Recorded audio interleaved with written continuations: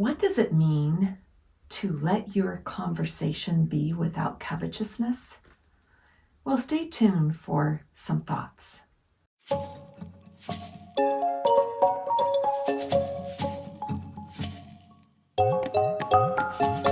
Hello everyone, this is Andrew with Revitalizing Your Health, and today I wanted to share some verses with you.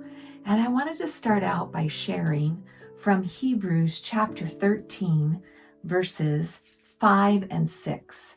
And here is what it says. Let your conversation be without covetousness, and be content with such things as ye have. For he has said, I will never leave thee nor forsake thee, so that we may boldly say, the Lord is my helper, and I will not fear what man shall do unto me. Now, to me, it starts back with the 10 Commandments. And I just like to go back and read one verse out of the 10 Commandments when we're talking about covetousness. So I'm just going to turn back here to Exodus chapter 20 and verse 17, which says, Thou shalt not covet thy neighbor's house, thou shalt not covet thy neighbor's wife, nor his manservant, nor his maidservant, nor his ox, nor his ass, nor anything that is thy neighbor's. So when it says, let your conversation be without covetousness, it makes me think that as we're talking, we shouldn't always be, a lot of times we think our lives would be better if we could just have what they have. A better house, a better car, a better wife, a better husband, better kids. We could name lots of things. Also, I think we can even look even further and we can think, I wish I had better health like they do.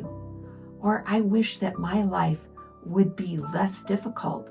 I look at their life and they're just having it so easy.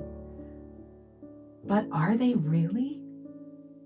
We never know what is really going on in somebody else's life or their heart. We're only looking on the outside. So in our conversations, we should not be coveting other people's things, their life, because God has a life for us and He wants us to be content with the life that He's given us.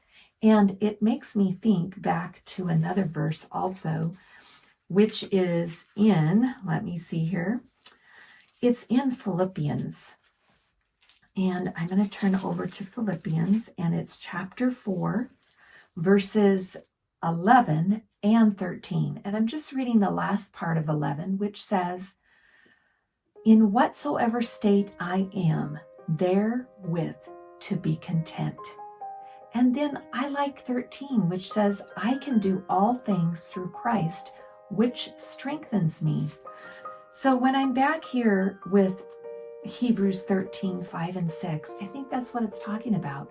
God wants us to be content in whatever comes into our lives.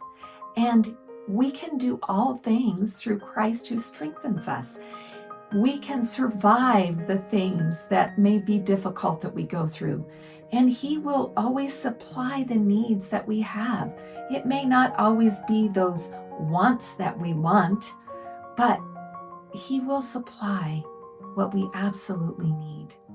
And the things that come into our lives can be for a purpose, a good purpose that can help us to grow and our characters develop for heaven.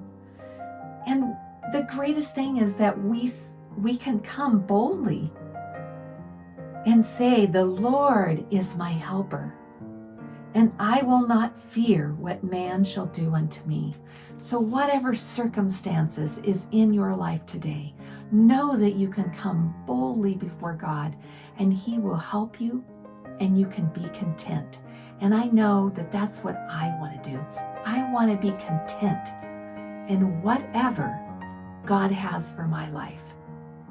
And I just want to be able to give Him the praise and the glory for how He brings me through to the other side.